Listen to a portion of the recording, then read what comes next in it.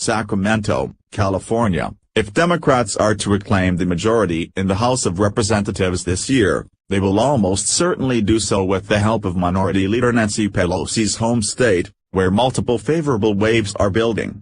Almost a third of the House districts that elected a Republican but voted for Hillary Clinton for president in 2016 are in California. Almost all of those districts have seen explosive demographic growth that benefits Democrats. Advertisement people are very focused on the districts that Mrs. Clinton won that Republicans held in Congress.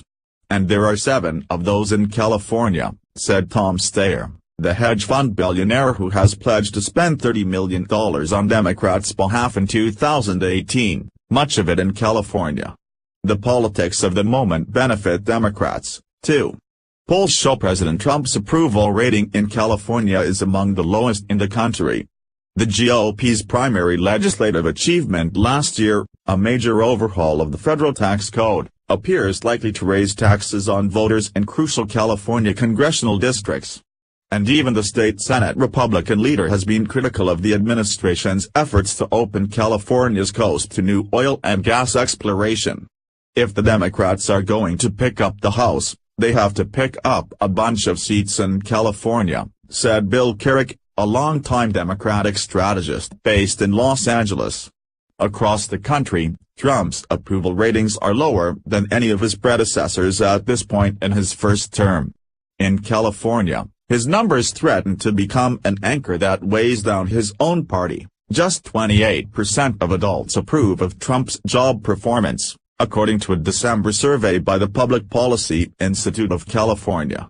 Just 30% told pollsters at the University of California, Berkeley's Institute of Governmental Studies they approve of Trump.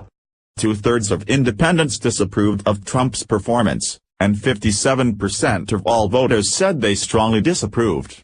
The president, especially in California, seems to be giving Democrats a lot of gifts, said Assemblyman Phil Thing, D., the chairman of the State Assembly's Budget Committee. Republicans in California have not helped themselves, either. Reps. Ed Royce and There Alyssa have said they will not seek re-election in districts Clinton won by 8 points and 7 points, respectively, opening seats that will be costly to defend. In developments that could be even worse for the GOP, Republicans have failed to coalesce around a single candidate in the race to replace term-limited Governor Jerry Brown, D., while no serious Republican has decided to run against Senator Dianne Feinstein, D. Because of the state's top 2 primary system, that creates the very real possibility that the 2 most prominent races on November's ballot will be showdowns between 2 Democratic candidates, which could amount to a deadly blow to GOP efforts to turn out their voters. If the Republican Party fails to have nominees on the November ballot in California, it will be a total disaster for the party in an already challenging state in a year when history already favors the Democrats, said Ron Ehring, a former California Republican Party chairman who ran for lieutenant governor in 2014.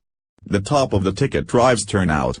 That could endanger other Republicans who hold seats where Clinton won in 2016. Democrats will target reps. Jeff Denham and David Valadao, who hold seats in the Central Valley, Steve Knight, the only Republican who holds a district almost entirely within Los Angeles County, and Mimi Walters and Dana Rohrabacher, whose districts cover parts of Orange County. Clinton was the first Democrat since Franklin Roosevelt in 1936 to win a majority of votes in Orange County. Since new congressional district maps took effect in the 2012 elections, much of the population growth in those Republican districts has been among non-white voters, who overwhelmingly favor Democratic candidates. Walters's district has grown by 33,000 residents, according to U.S. Census Bureau figures. Of those new residents, 30,000 are non-white. The white population actually declined in Royce's district while the overall population grew by 10,000 residents. In Denham's district, 17,000 of the 21,000 new residents are non-white. The districts have gotten more Latino, they've gotten more Asian, they've gotten younger, Carrick said. These districts all change over the course of 8 or 10 years. They all are different. Democrats plan to use the tax overhaul as a cudgel to beat Republican incumbents. Key provisions would limit state and local tax deductions and deductions on interest paid on mortgages over $750,000, both of which are likely to cost California taxpayers in the long run. Too many tough guy Republicans from bulletproof districts popping off about how people in California and New York should just move to Texas. That's not a serious response, but it does reflect the kind of arrogance that leads to mistakes, Naring said. 12 years ago we blew it and made Pelosi the speaker. We need to rediscover those lessons before blowing it again. Of the party's top targets, only two, Ralph Rabacher and the retiring Issa, voted against the measure. They overtly target Democratic states with this tax bill, said Andy Thorburn, a businessman running to replace the retiring Royce, echoing a message Democrats are pushing throughout the state.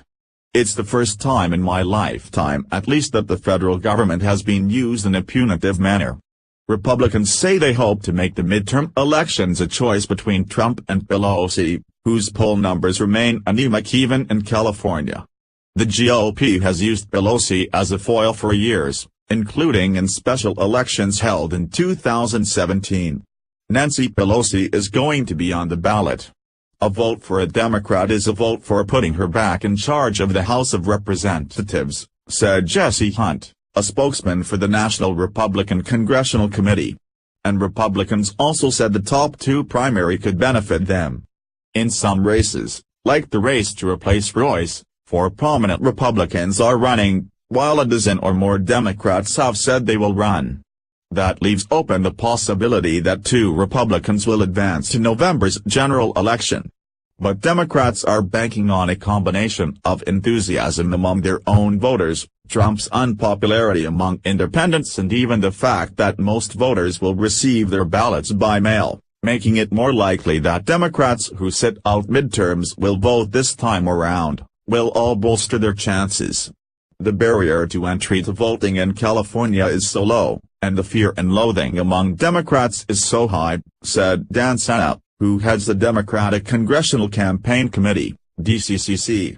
Motivating voters and what pushes people to the polls is a huge contributing factor to what it takes to win in Orange County and San Diego. Underscoring the party's optimism, the DCCC has moved its western operations to an office in Los Angeles. It has had field organizers on the ground in Royce's and Issa's districts for a year. California contests are likely to be among the most expensive in the nation this year, given the stratospheric cost of advertising in the Los Angeles and San Diego markets. That may hurt some Democrats who cannot afford the television time, but it might also work in the party's favor. You still have to spend it in some of the most expensive media markets in the country, Carrick said.